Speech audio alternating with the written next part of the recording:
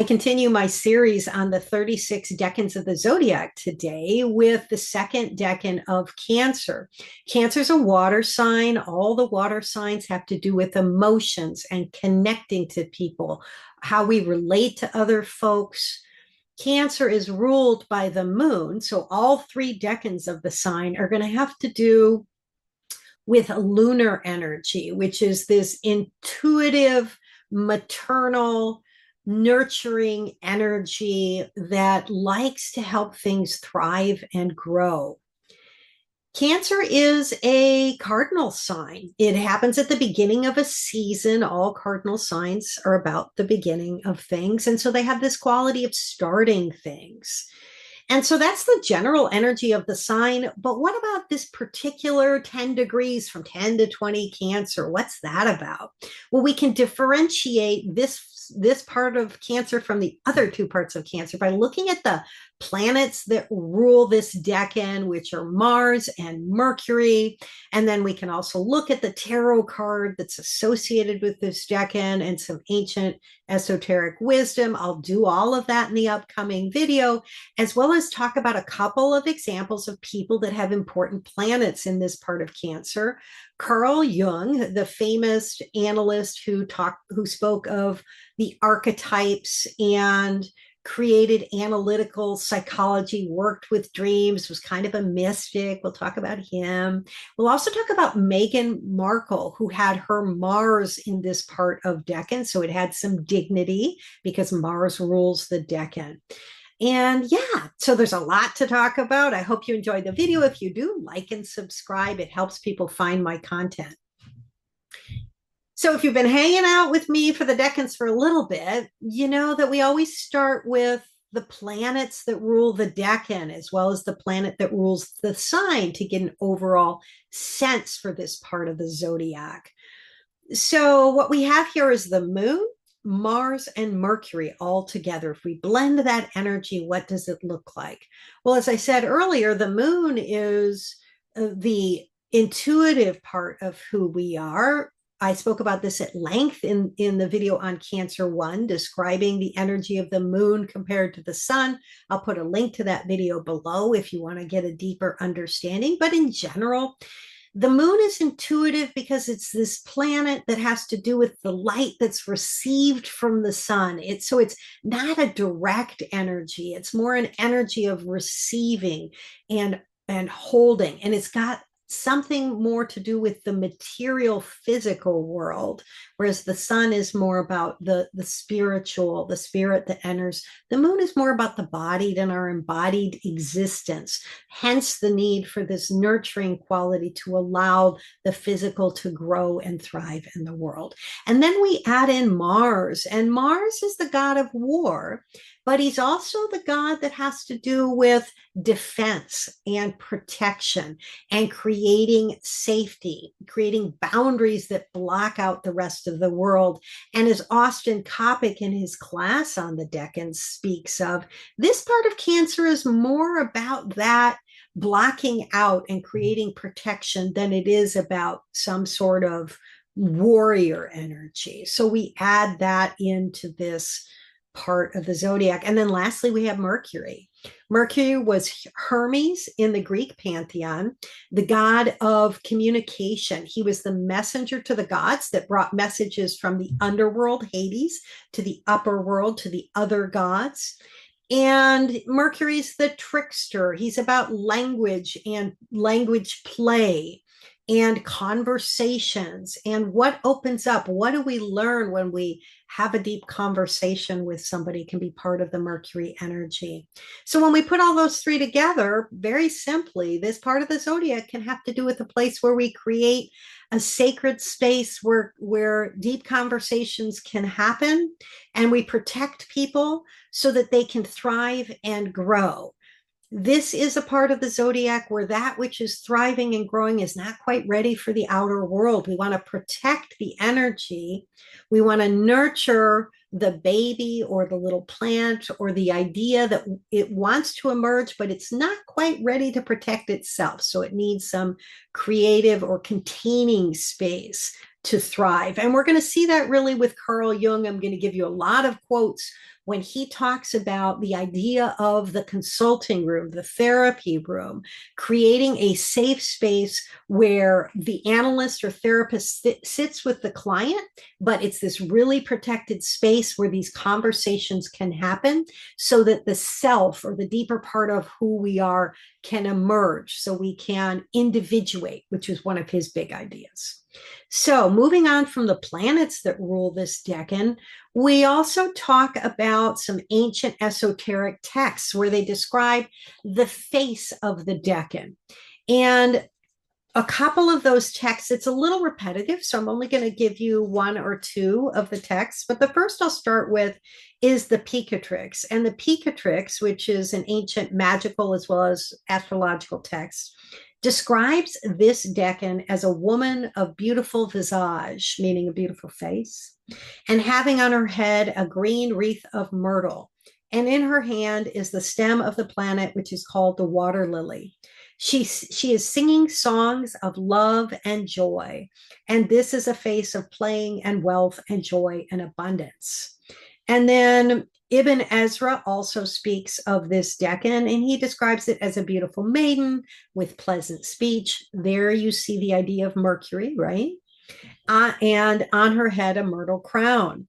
And in her hand, a wooden stick. And she desires wind and music. And so there's something about this decan where natives with important planets there can have some abundance in their life, some good fortune.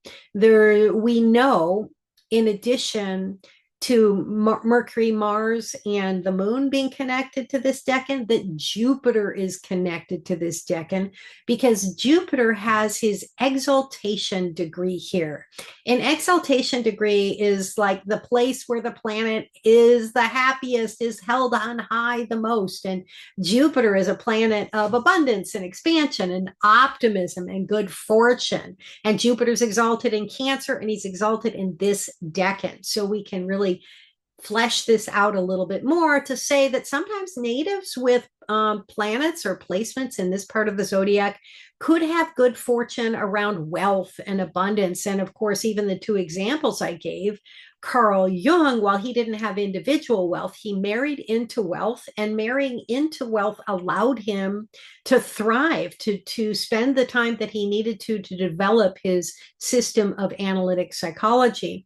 And then Meghan Markle, of course, she had wealth of her own, but it became from her acting career, but became so much more wealthy when she married into the royal family.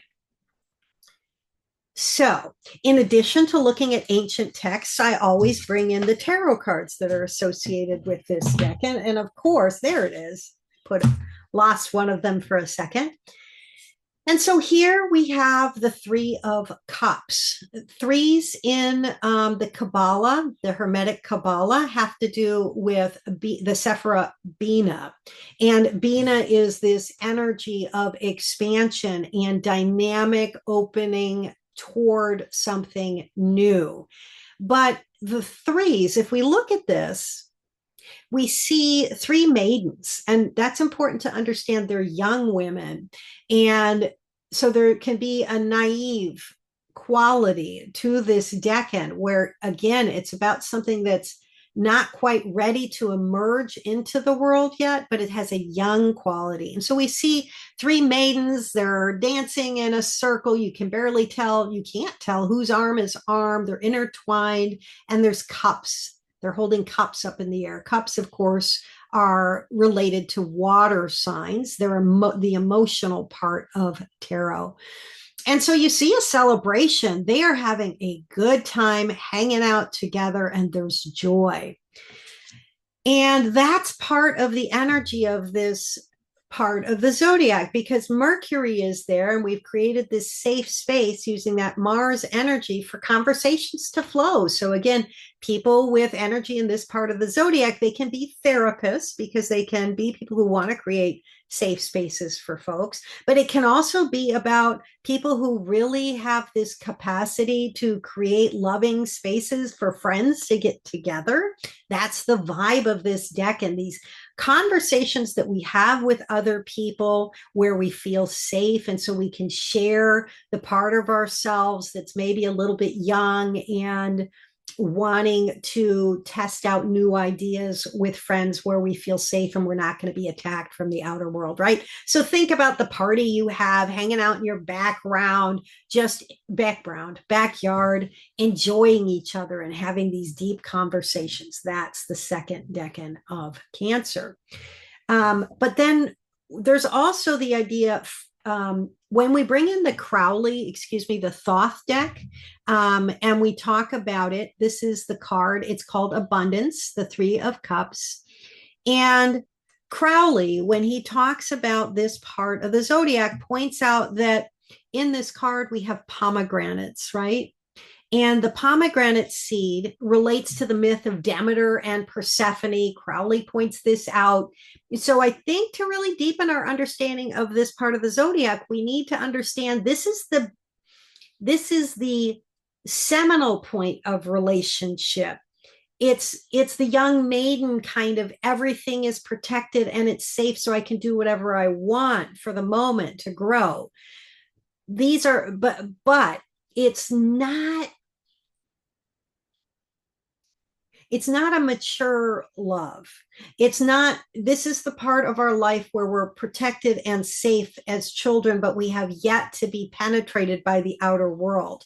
So you get this vibe when we say it's about Demeter and Persephone. The Demeter and Persephone myth is all about the young maiden who goes out to pick narcissus flowers, and Hades comes up from the underworld and grabs her, brings her into the underworld. She eats 3 pomegranate seeds, and in so doing, she is sort of always going to be connected to the underworld because there's a maturation that comes to her. She becomes the queen of the underworld. She becomes the bride of Hades. And then her mother, Demeter, is just enraged. And Demeter is the goddess of agriculture, and she shuts down the capacity for life to grow. She is so enraged by her daughter, that innocence being violated, and she demands her child to be returned from the underworld and ends up having to negotiate a deal. So I want to bring in that Demeter Persephone myth so that we understand that this part of the zodiac, Cancer, is the first of 3 water signs. And as we progress from one water sign to another water sign, we have a maturation of our emotionality, right? When we're in Cancer, it's about me and my emotions and my growth. When we get to Scorpio, it's about you and I. What is it to be struggling with life or death questions around our desire and how we connect to another person? And then when we get to Pisces, the last of the water signs, it's about the vast oceanic connection to something that's bigger than ourselves. And I think that can be, even though it's a little deep and a little advanced, it can be helpful to know as we're looking at the zodiac that the signs do not exist in isolation. They reflect a maturation of each element as you go through them. Yeah, and so that also might just help you if you have planets in this part of the zodiac to reflect on that something about you might be about protecting the right of the individual to come to connect to a deeper part of themselves and individuate, as Carl Jung talked about, wanting to be a little bit of the mama bear that ensures that people are allowed to grow, that young children or creativity or whatever. Yeah. So then let's look at the 2 examples that I have. And I'm going to start with Carl Jung because I have some interesting quotes from him on this idea of the sacred space, which is what this second decan of Cancer has to do with. He called it the temenos, which is a Greek word for this sacred space. And again, Carl Jung was a therapist, basically. He worked under or with Freud initially and then developed his own system of analytic psychology after he had an awakening, a spiritual awakening, in which he came to understand the idea of the archetypes and how the imagination and the unconscious plays itself out in our lives, and the reality that there is this centralizing energy called the self, which, or you could think of it as the spiritual guide within us that we can connect with when we do create a sacred space for the sacred, or a space for the sacred to enter that's protected, that we can connect to a deeper guidance within ourselves. So his form or system of psychology talked at length about the consulting room being this place where you had the therapist and the client, and you created a sacred space. But a third, he talked about the third a lot, a third energy enters that room, which is that sacred energy. And so you can even think about the threes, right? The three of cups here, that the difference between this part of the zodiac and the first decan of Cancer is the first decan of Cancer is the symbiotic relationship where two people are merged with each other and kind of like the mother and child, and they have this deep, deep connection. And that's the Two of Cups. But when you look to the Three of Cups, you get this dynamic energy of a space being created, right? Threes are always about dynamism and movement. And so within the consulting room, you have the client and the therapist, but then also the self kind of enters, or that guiding principle, and helps the two work out what emerges in the consulting room. Again, that's a little deep. And if you're interested in the work of Carl Jung and some of these ideas, there's a lot of great books out there, including Murray Stein has a book on the midlife transition. It's called Midlife. That's a really great entry point to understand this idea of the calling of the self, the way in which the self calls us back to ourselves. Something bigger in ourselves wants us to explore our potential to individuate in the world. And again, individuation was one of Carl Jung's concepts. So now quickly to the quotes that Carl Jung had about this idea of the temenos. And here we go. In Psychology and Alchemy, in the 12th book of the collective works, Jung states the therapeutic process takes place in a bounded psychic space, a kind of temenos, in which the patient and the analyst form a dyad. This creates a magic circle in which the transformation can occur. And then in the practice of psychotherapy, he says, the consulting room must be a place where the patient feels secure. That's the idea of Mars, that protective shell around the egg, right? I'm going to start over again so we get the whole quote. The consulting room must be a place where the patient feels secure, where they can lay bare their innermost thoughts without fear of judgment. This magic circle allows the unconscious to emerge and be worked on. And then in Psychology and Alchemy, he says, the patient, by voluntarily telling the doctor his most secret thoughts, emotions, and fantasies, creates a kind of temenos around them, a magic circle, a protected space where the inner contents can be safely worked through. And that last paragraph, this whole idea where the patient can tell his most secret thoughts, emotions, and fantasies, that's Mercury, right? This communication aspect of this second decan of the zodiac, of Cancer, where it's about creating spaces where we can speak and feel safe speaking. And then we have Meghan Markle has her Mars in this part of the zodiac. And we talked about Mars rules this decan of Cancer and is more about creating the barrier that blocks out the outer world, that's going to shit on you, that's going to judge you for what you think or how you're trying to develop. It's a mama bear energy. And Meghan Markle has that mama bear quality. We can see this from the fact that in 2020, when she was going through all the shit for herself in England around feeling judged by the royal family, she and Harry decided to move to the United States to protect their son and spoke extensively about that, to create a space where he could just be a kid. In fact, for both their kids, they decided not to give them royal titles. to remove all that pressure from the outer world so they could discover who they are, individuate, right? That idea of individuation. And in addition, the place that they built in California is kind of well known for having this extraordinary security system, creating this protective space so that paparazzi and outer folks couldn't intrude on their children, again, so that they could grow in a space where they could thrive without judgment, as Jung talked about. Yeah, and I think that's enough. So I hope you enjoyed the video. If you did, like and subscribe, and we'll see you in a few days for the third decan of Cancer.